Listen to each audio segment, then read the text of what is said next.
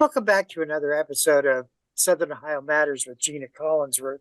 Today we're going to be looking at first round caucus meetings, regional transportation plan, and help for the small businesses. So stay tuned.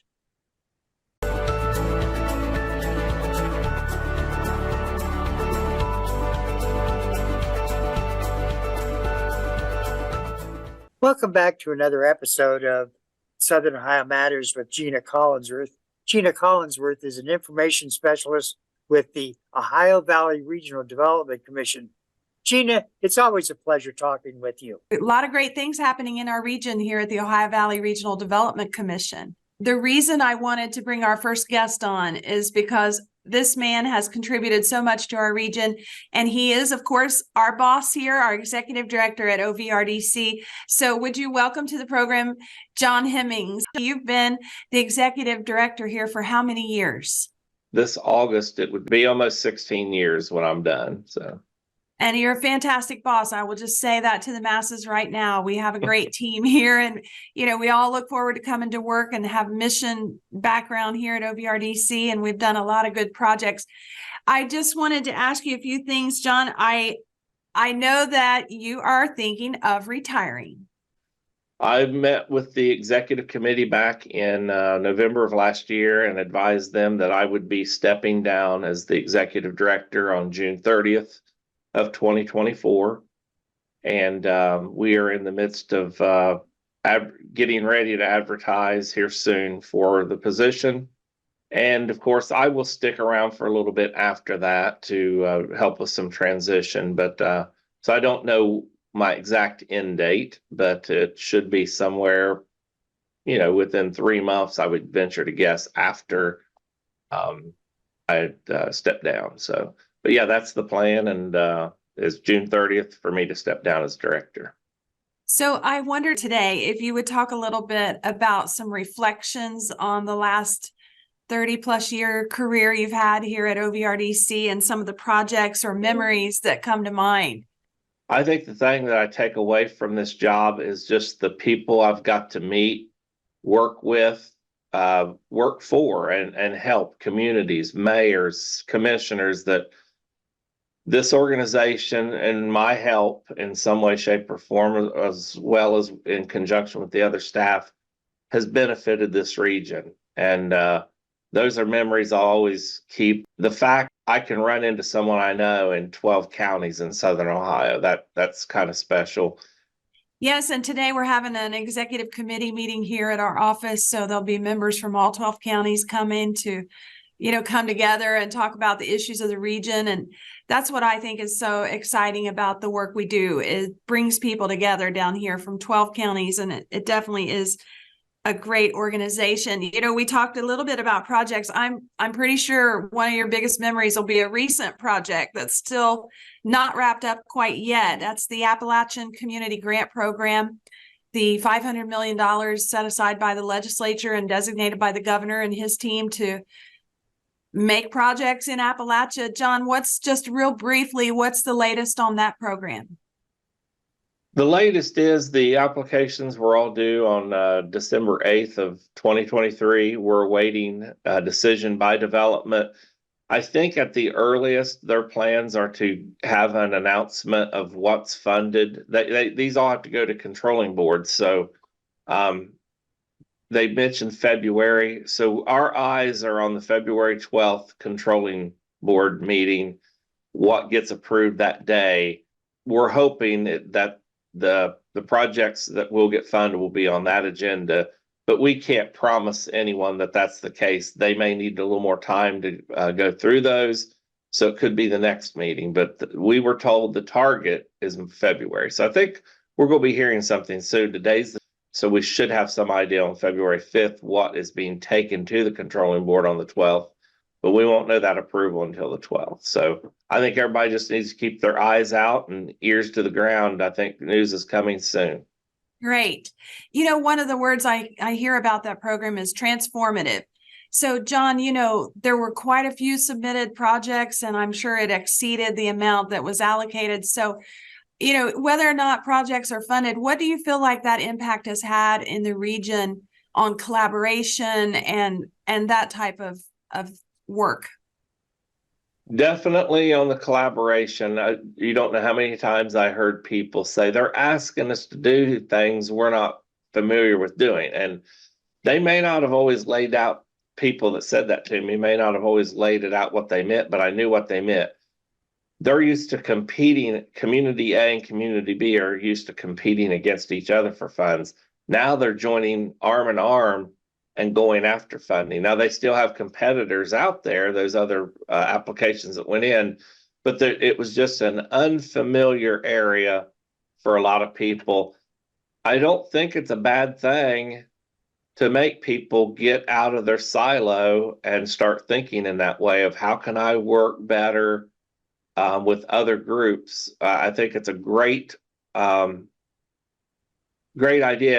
I think the worst part about it was we were under such a crutch to create those relationships and get applications in. I wish we'd had more time to develop those relationships. Think things could have went a little smoother, but if nothing else, it created that.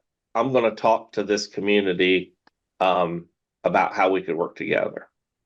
And I think one thing that's great is we have our first round caucus meetings coming up. And, you know, for all the people who worked on project applications, there's other funding, right, John? And the first round caucus meeting is a good place to show up and learn about the other funding. Yes, our first round caucus meetings start next Monday.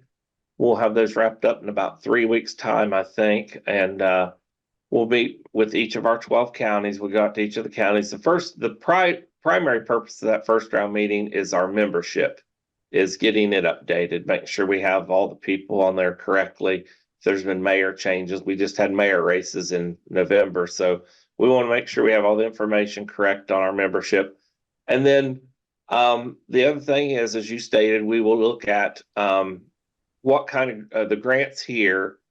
We'll go over just really quickly information about Appalachian Regional Commission, Economic Development Administration, other programs, just so that people are informed about how to go about these other funds that are out there. And we're hoping that gives people some guidance that if they're not selected for ACGP, maybe their project has a fit in some of these other program areas. Fantastic. So all that information is on our website. That's OVRDC.org. And we'll be going to every county in our membership. So that's 12 counties. They're all that information you can find, and it's a public meeting. You know, anyone can show up. It's good to have project partners come and get in the same room. John, this will be your last first round caucus meeting, schedule. And just thank you so much for all the years and all the time you put into the region. I know that you're going to keep working in the region to make it better. And it's been great working with you. Well, thank you. And can't thank enough the opportunity OVRDC gave me back in 1991 to start here. When I came, I thought this is a stepping stone, never intended to stay 33 years. And here I am. So, but don't regret a moment of it. It's been a fantastic journey. Thanks, John. Thank you. What a great individual. You know, I've had a chance to work with him, and he's just a phenomenal person. Yes, everyone here, you know, we all get along so good. It's a great team. And that starts at the top, Patrick. You know, the leader sets the tone and chooses the staff and builds the team. And it's just a great team here at OVRDC, and everyone is so mission driven. So my next guest is one of our newest team members, and I'm really very happy to introduce everyone to Marlana Hopkins. Marlana is our Transit Coordination Specialist here at OVRDC. Good morning, Marlana. Good morning. Thank you so much for taking time, because I am so excited about what you're bringing to our team and the region. This is a new area for OVRDC. We have been a regional transportation planning organization, an RTPO, for several years now, but that program just continues to grow. And Marlana, you are bringing new programs to that program. And let's talk about that. So what's your role here at OVRDC? What will you be working on? So my project is to write a regional coordinated transportation plan. All counties in the region have a regional coordinated public transit human services transportation plan. I know that's a mouthful, but that's the way it's designated through ODOT. So we'll be taking all the local plans and combining them into a regional plan, which will identify the local and regional needs of people served. The target basis for those basically breaks down, especially to the elderly, people with disabilities, and low income. This region is designated by ODOT as Region 7. That region includes Adams, Brown, Gallia, Highland, Pike, Ross, Benton, and Jackson. That's a big service area. And I guess, so what that means, Marlana, I'm going to try to translate into layman's terms. Each county had their own plan if they were lucky. Right. So what we're trying to do now is bring everyone together and coordinate this regional plan, which would mean what do you think? More resources or? The transportation coordination provides more rides to consumers through cooperation, communication, and sharing resources within the counties. Within the 10 counties served down here, we do have 6 mobility managers in the counties. So 2 of those mobility managers, Adams and Brown and Jackson and Benton, they have those 2 counties together as a one mobility manager. So the mobility managers are basically the ones that are responsible for the local coordinated plans. So we're taking all those local coordinated plans and we're making them into one regional plan. So all of the mobility managers in the counties, they will still be there, correct? They will still be there. Yes. That's good. They will be working with me monthly. We have a monthly mobility management call that we get together and we talk about things, because your mobility managers are the people that are on the ground running, getting all of this information. They get the phone calls every day about people needing transportation, not being able to get to trips, looking for the help they need to get there. Doctor visits. They will be involved along with transit specialist and private transportation providers, and even people from area agency on aging. They will all be involved. Stakeholders, public officials, human service agencies, and also the consumers. And the big way that the consumers can help us out is we will have, starting in March, we will have a regional transportation survey. Will be on OVRDC's website.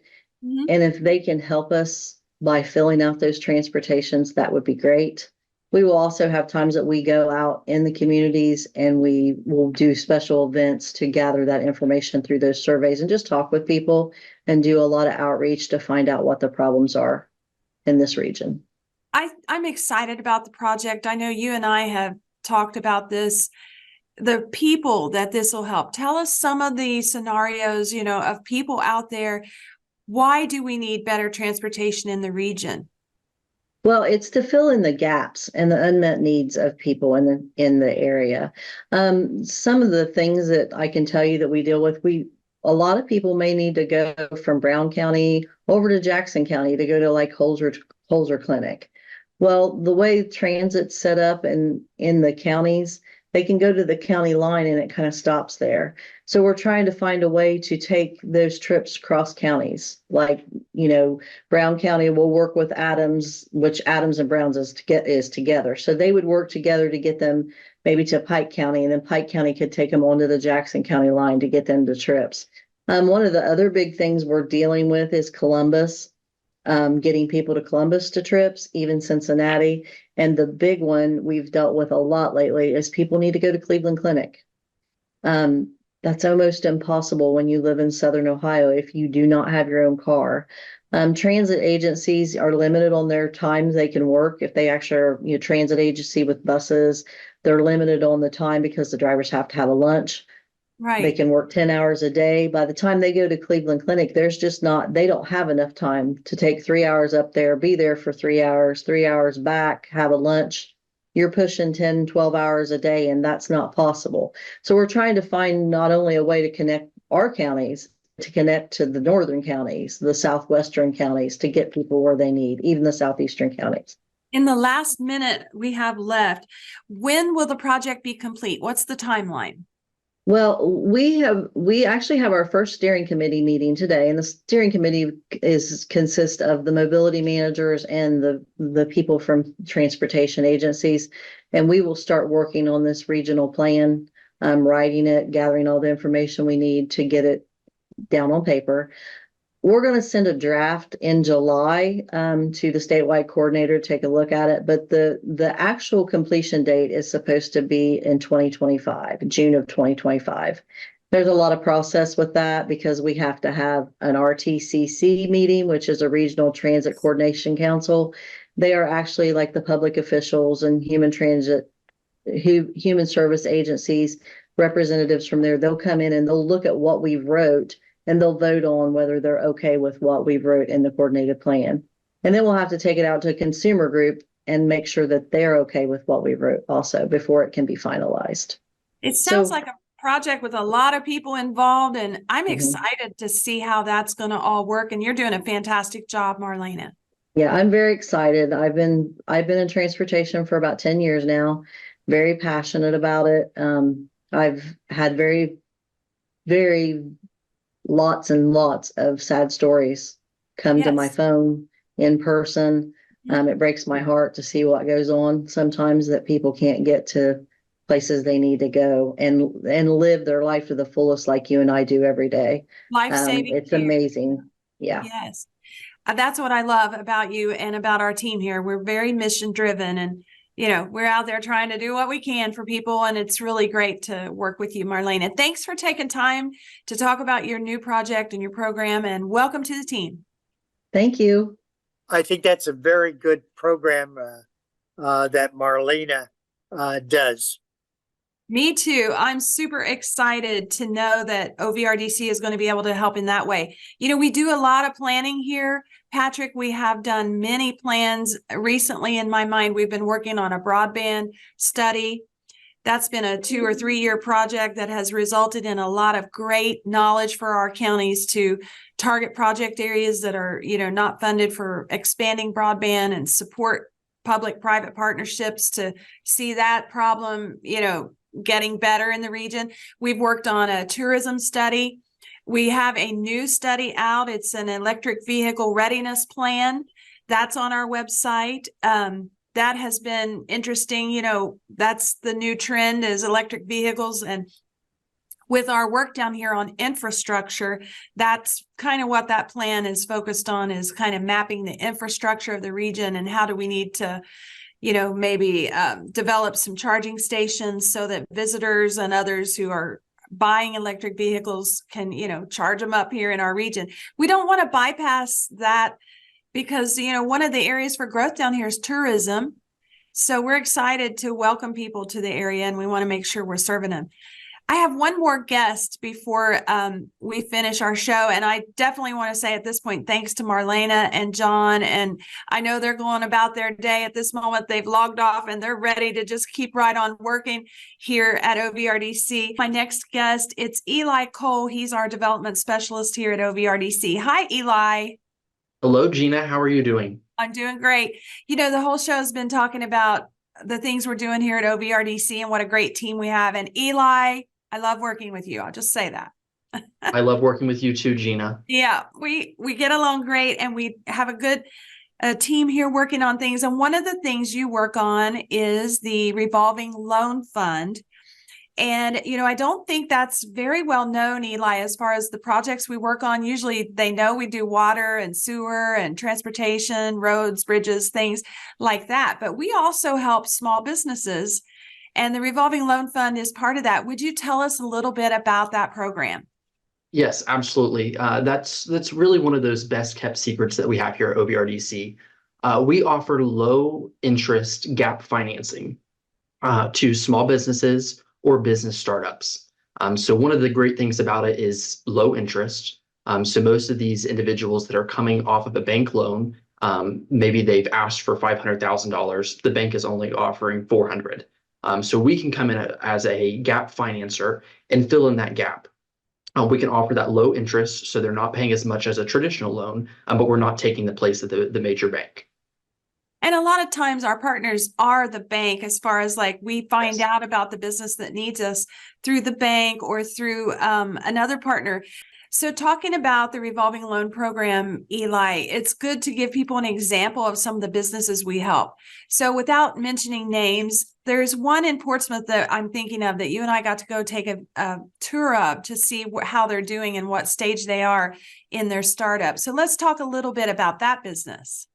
Yes, absolutely. We have a new business that is opening in downtown Portsmouth, Ohio. It is an esports gaming center located right beside Shawnee State University.